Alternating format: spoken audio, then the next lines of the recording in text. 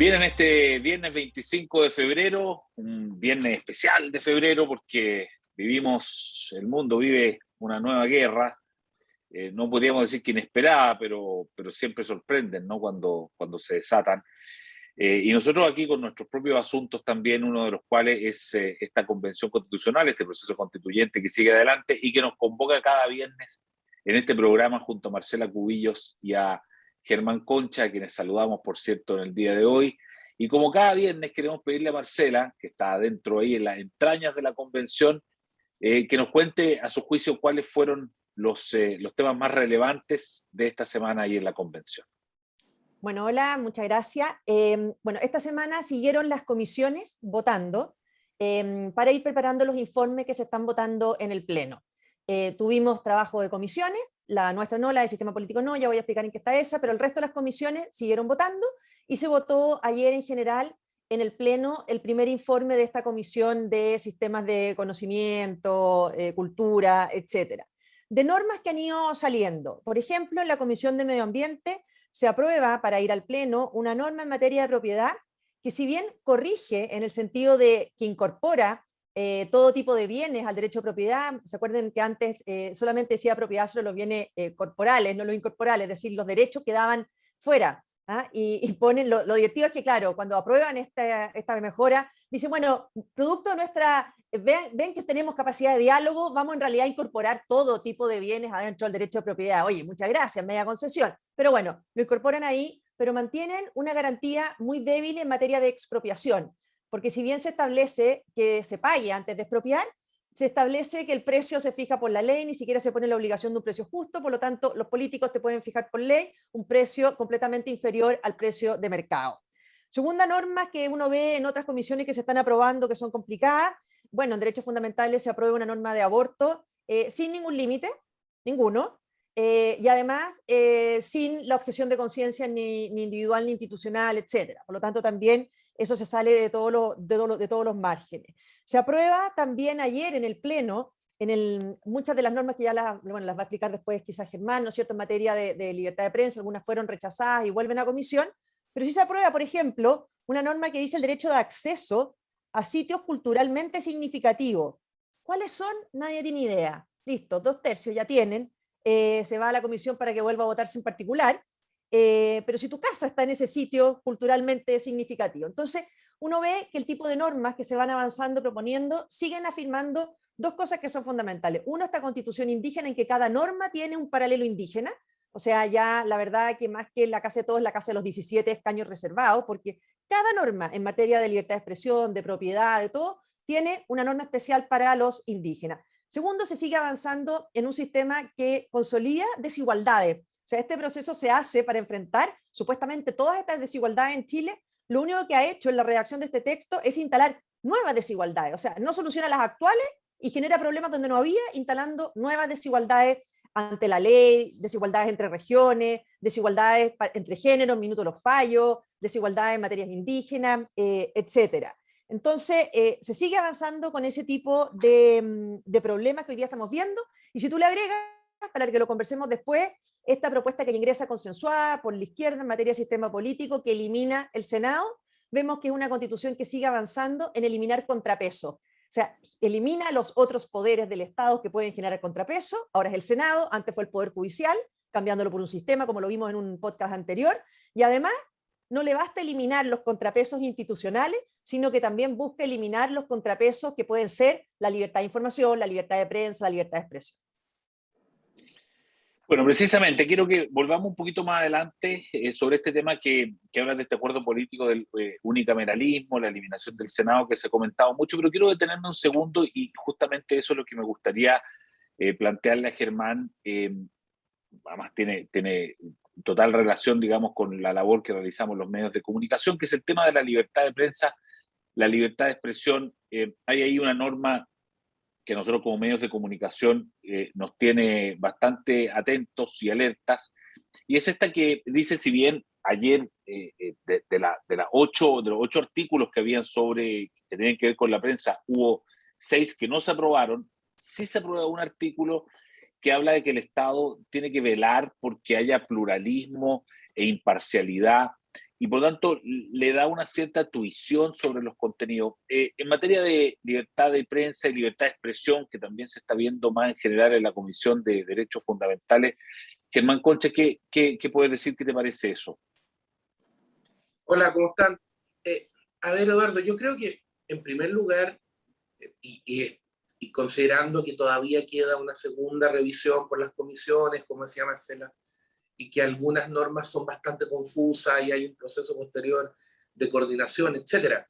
Pero la verdad es que hasta ahora lo que uno oye, yo no he leído ninguna norma que sea mejor que alguna que tenemos vigente comparativamente, digamos.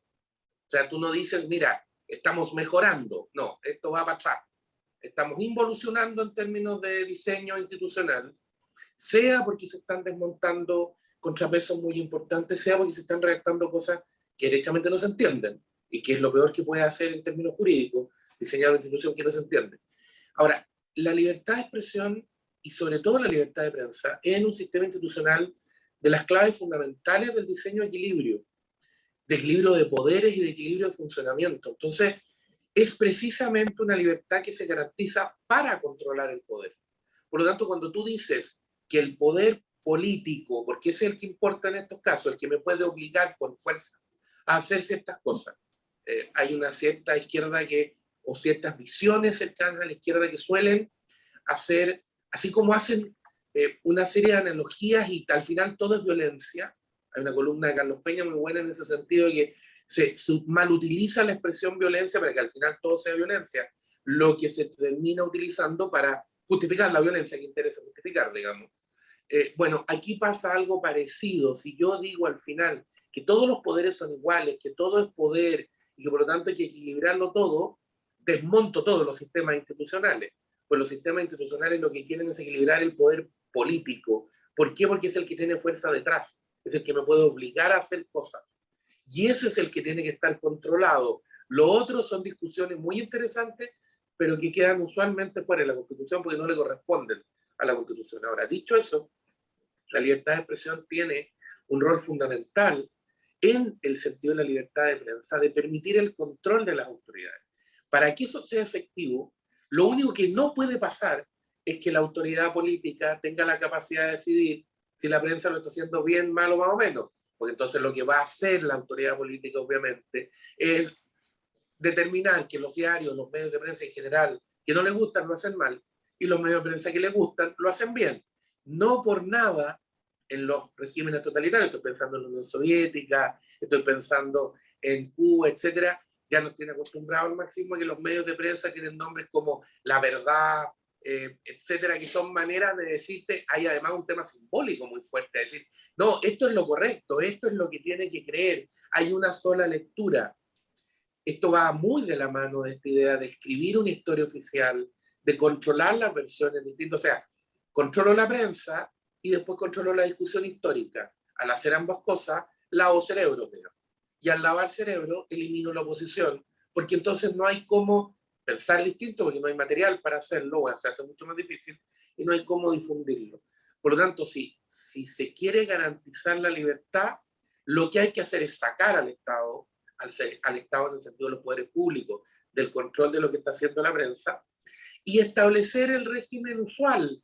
Si usted tiene un problema con los medios de prensa, ¿qué es lo que usted hace? Se va a tribunales.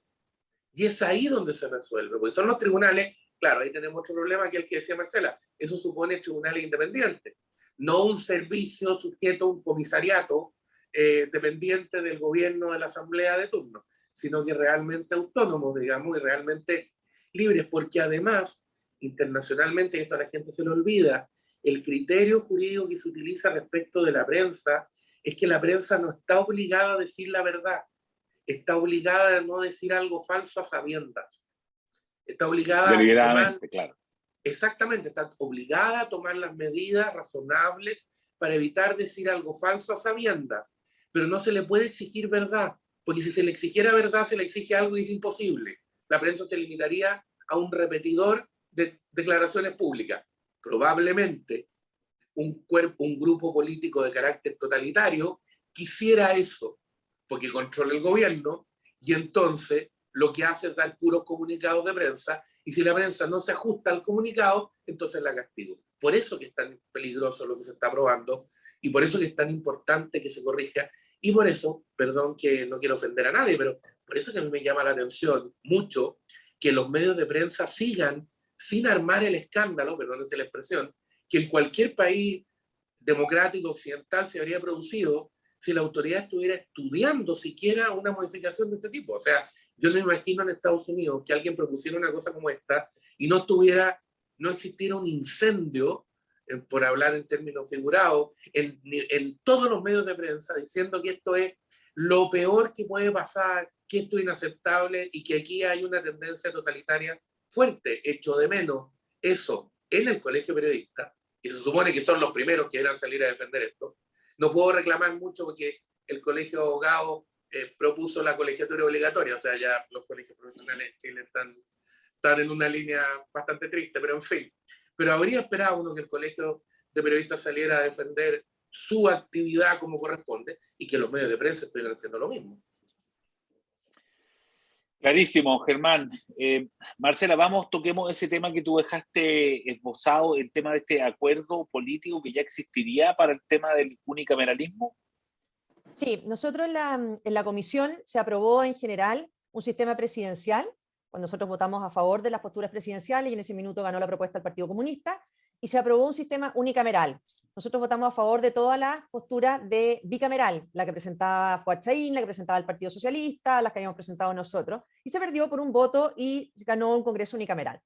El lunes vencía el plazo para presentar indicaciones y la izquierda llegó con una indicación consensuada, o sea, con los votos para llegar y aprobarse, en realidad, porque con las firmas de todo, que la verdad que presenta un engendro, o sea, mantiene el Congreso unicameral, elimina el Senado, lo elimina por completo, o sea, esto no es una propuesta de bicameralismo asimétrico, como le llaman algunos. Bicameralismo asimétrico era lo que había presentado antes el Partido Socialista, Fuad Chahín, que ahí sí se mantenían dos cámaras con distintas atribuciones. Acá, si tú ves la propuesta, el Congreso es un Congreso unicameral, plurinacional, con esta asamblea, con escaño reservado, etc. Y después, en un capítulo aparte, se crea una asamblea territorial cuyos integrantes ni siquiera son parlamentarios. Se eligen, de hecho, con las elecciones municipales, 2 años alternados, con las autoridades regionales, y que tienen mínimas atribuciones, algunas materias de ley para poder dar una opinión, en materias que tengan que ver con las regiones, pero en cosas muy menores. Incluso la única atribución que uno le podría decir que es importante en materia de ley de presupuesto, pero siempre condicionada a la Cámara unicameral, plurinacional, etcétera, porque siempre prima la opinión de ellos. Por lo tanto, acá se sigue consagrando un régimen unicameral. ¿Por qué es malo esto? Precisamente porque se afecta, lo que hemos estado hablando, el factor de equilibrio y de contrapesos entre los poderes del Estado. El Senado ejerce, cuando hay un poder legislativo bicameral, un poder de contrapeso. Te dicen, bueno, otros países tienen unicameral. Sí, claro, pero tienen otras atribuciones. Tienen un presidente, por ejemplo, con la facultad de disolver la Cámara, etcétera, cosa que acá no tienen. Hay presidentes con veto, que acá no tienen. O sea, aquí hay que empezar a mirar la película completa, cómo se está estructurando. Aquí se está estructurando una Cámara única con poder total, con un presidente sin poder de veto, por lo tanto esta Cámara única le impone, imagínate un presidente que gana con una mayoría para ser presidente, la Cámara le impone los proyectos de ley que quiera y el presidente sin poder vetar, sin iniciativa exclusiva, porque inventan una figura rarísima de concurrencia presidencial necesaria, pero que en el fondo permite un chantaje de la Cámara para imponer esos criterios. Piensa que lo más probable es que no tengamos tampoco tribunal constitucional, sin una capacidad que es fundamental. Si tú ya quieres una Cámara única, es que el presidente los pueda disolver, porque eso sí genera como un efecto. Entonces, aquí la mezcla de todo esto está terminando siendo un engendro muy complicado. Ahora, ¿qué arreglo hay? Y aquí yo quiero ser súper claro. Aquí nosotros enfrentamos una izquierda no dialogante y atrincherada. Eso es, una izquierda no dialogante y atrincherada en sus posiciones. Nosotros presentamos más de 300 indicaciones en esta comisión para poder reponer el Senado de la manera que les guste.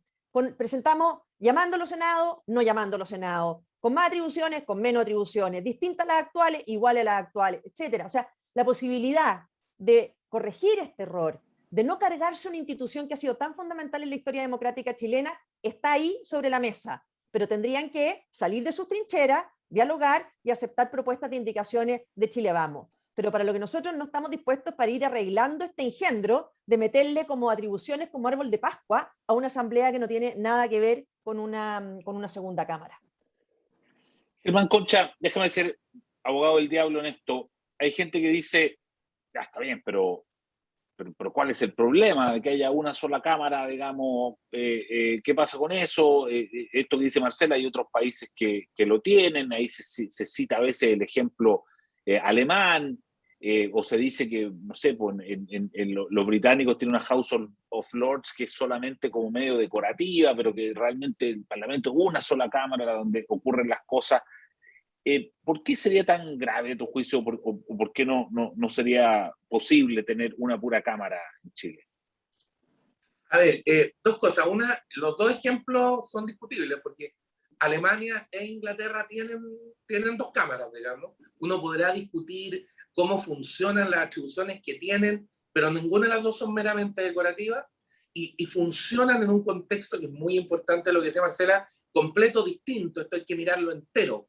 No hay nada peor que hacer una reforma como tomando un parche, porque entonces si uno dice, ya, ok, vamos a copiar el Reino Unido, ya, pero entonces vamos a un régimen parlamentario como es un régimen parlamentario, y vamos a terminar, como no tenemos rey, ni los 800 años de tradición británica para desarrollar su sistema, que es lo que lo hace lo tan sofisticado como es, vamos a tener que copiar el alemán. Pero ese es bastante más sofisticado que lo que están proponiendo. Entonces, parlamentarismo mal hecho es lo peor que puedes hacer, digamos, y una larga historia de fracaso en esa materia, digamos. Ahora, ¿por qué es importante el sistema de dos cámaras en el Congreso? Por varias razones. Primero, porque los congresos no tienen solo atribuciones legislativas, tienen otras atribuciones. Y esas otras atribuciones, por ejemplo, intervenir en nombramientos, habitualmente se le entregan al Senado. ¿Por qué? Porque se entiende que el Senado es una cámara más reposada, menos dedicada a la política diaria, por decirlo así, y que si se quiere, copia la idea del Senado romano. Ahí se imagina la idea de este cuerpo de senadores que tiene más tiempo, por eso se ponen requisitos de edad distintos, etc. ¿A quién le entregas esas atribuciones si eliminas esta Cámara que hace estas cosas y que compensa a quien tiene la facultad de nombramiento, que usualmente es el presidente de la República? Esa es una parte del tema. Otra parte del tema es que habitualmente la segunda Cámara te permite generar un criterio de representación distinto. Ya lo hemos conversado. Habitualmente la Cámara política, o más política, porque las dos lo son, la Cámara baja, la Cámara de Diputados, tiene criterio proporcional a la población, lo que tiene mucha importancia para la igualdad del voto, pero sobre representa a las ciudades en relación al campo. Por una cuestión obvia, digamos, toda la gente vive, o la mayoría vive en la ciudad. Concentración. Concentra por personas, entonces, ¿qué es lo que te pasa? Que en las zonas rurales se quedan con poco representación, y habitualmente eso hace además que en países como Chile, que tiene pocas ciudades grandes, además, esas pocas ciudades grandes se comen, por decirlo así, en la Cámara, si hay criterio proporcional a la población, al resto del país. Entonces tiene toda la Cámara concentrada pasaría en Chile 3 o 4 grandes núcleos urbanos y el resto sería muy poco, que es lo que hace en el Senado. Modelos como el de Estados Unidos, en que cada una de las regiones, equiparando a los estados, tiene la misma cantidad de senadores. ¿Para qué? Para tener una segunda Cámara que balancea la de abajo. Y tercero, en materia legislativa, se suele utilizar un modelo en que el Senado, más que impulsar, revisa. Por eso se suele utilizar una expresión de Cámara revisora. En Chile no lo tenemos así hoy día porque los proyectos de ley pueden iniciar en el Senado también. Claro. Hay países que lo que hacen es decir, no, el Senado no va a iniciar proyectos, va a ser siempre un revisor. ¿Para qué? Para controlar el mareo. Si lo que hemos visto, a ver, no quiero ofender a nadie, pero el mejor argumento, a mi juicio, en contra del unicameralismo es mirar la convención. Miren lo que está pasando. Eso es un sistema unicameral. Entonces, cuando dicen esto es un desastre, miren cómo funciona, así que esa es la razón por la cual hay que tener sistemas bicamerales.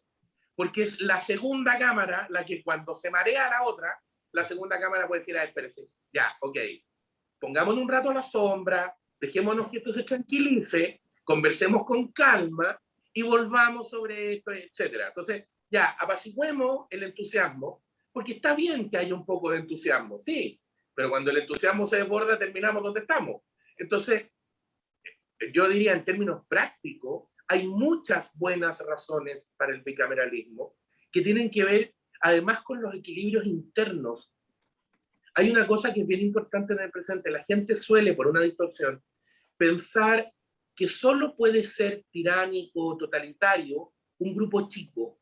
Esta cosa del neomarxismo con el populismo contra la élite, y que los únicos malos son las élites, y que solo las élites pueden ser malas, tiene dos problemas. Una, que nunca reconocen que el marxismo lo que instala son nuevas élites, que son las propias del partido, digamos. No es que desaparezcan las élites, que cambian unas por otras. Entonces, por lo menos digan la verdad, que es que quieren poner otra. Pero en fin, dejado eso de lado, las asambleas pueden ser tan totalitarias o tan tiránicas, la mayoría de las asambleas, como una o dos personas solas. Si el efecto se puede producir igual. Y es peor, porque la asamblea siempre, como son los más, siempre tiene la tendencia a creerse la iluminada y la que representa al pueblo efectivamente. Entonces, el bicameralismo opera para frenar eso. Por eso la Cámara la elige toda junta, por ejemplo, y el Senado lo elige por partes. ¿Para qué? Para frenar la ola. Es siempre una manera de decir, mire, como los seres humanos somos falibles, ¿qué es lo que puede pasar? Que nos podemos marear. Puede venir un mareo. Entonces ya, ajustemos ¿para qué? Para que el mareo no haga tanto daño. Si eso es lo que queremos, que el sistema institucional evite mareos, como no puede evitar los mareos, porque los seres humanos todos corremos el riesgo de marearnos en algún momento, bueno, evitemos los riesgos más graves del mareo con estos sistemas de compensación. Entonces, el unicameralismo suele responder a una lógica que cree que por haber sido electo popularmente, esas personas son infalibles. Y la realidad nos demuestra que eso no es así, porque no cambia la naturaleza humana. Entonces, insisto, quieren buenas razones para no tener unicameralismo, miren la convención. Oye, clarísimo, buena analogía, Germán Concha, y muchas gracias a ambos por este nuevo viernes de análisis del trabajo de la convención. Que tengan un buen fin de semana y nos encontramos el próximo viernes. Gracias, Marcela, gracias, Germán. Gracias, chao. Bien, chao. Haz que estos contenidos lleguen más lejos haciéndote miembro de la Red Libero. Hola, si aún no lo has hecho, suscríbete aquí a nuestro canal de YouTube. Estarás al día de nuestros mejores programas que no encontrarás en otro lugar.